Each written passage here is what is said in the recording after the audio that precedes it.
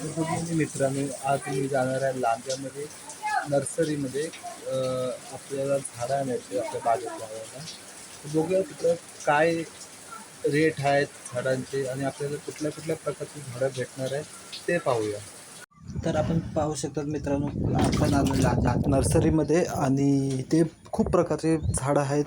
वेगळे वेगळे जे मी माझ्या आयुष्यातही सुद्धा बघितले नव्हते. एवढ्या एवढ्या प्रकारचे इथे तुम्हाला झाडे दिसतील आणि शोचेही आहेत, फळांची पण आहेत.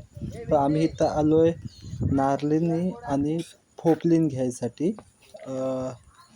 ते मला पप्पांना म्हणजे पप्पांच्या बागेत लावायचे होते. ॲक्च्युली ते बॅग पण माझीच आहे, पण पप्पांसाठी. आता आम्ही चाललो आहे नारलिनी बघायला, की कुठल्या कुठल्या ह्याच्या बोलतात ना प्रकारच्या. तर ही मलेशियन ह्याची जात आहे. ह्याच्यात कसं जे नारळींचं रोप आहे हे लहानपासनंच धरायला चालू होतं. हे पहा आम्ही पप्पा एक एक दोन दोन नारळी बाहेर आणतात रस्त्यावर. म्हणजे इथून आम्ही परत ते लोड करू टेम्पोमध्ये आणि जे बागेतले काका आहेत ते सगळं साफसफाई करून देतात झाडाचे. हे पहा हे माझे काका आहेत, ते पण मदत करतायत. आणि इथे आम्ही आलो आहे चंदनचं झाड बघायला. हे चंदनाचं झाड फक्त 110 रुपयाला आम्हाला भेटलं आणि नारळीनी 230 रुपयाला. मी काय ॲडव्हर्टाईज करत नाही त्यांची, पण मी आणलेलं सांगतो. हे बघा झाड किती फणस धरलेले आहेत, ते पण पावसात ना. हे आंबे आलो घरी घेऊन आणि सगळे टेम्पोतनं आम्ही खाली ठेवायला हे केलं, घराच्या अंगणात आणून ठेवतोय. मग नंतरला इथून आम्ही खाली घेऊन जाऊ. आणि मी बघा कसं दोन दोन करून हे करू.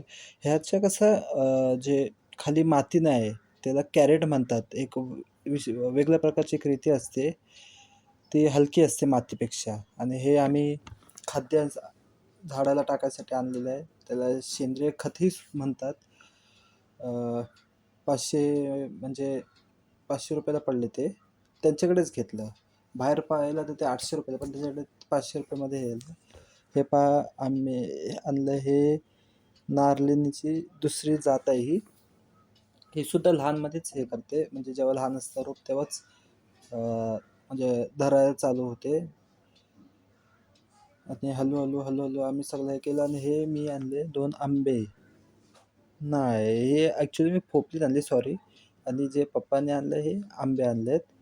फोपलीन म्हणजे सुपारीचं झाड. काही लोकांना माहीत नसेल, जे आपल्या कोकणातले नाही आहेत त्यांना तर माहीत नसेल की फोपलीन काय. आणि आपण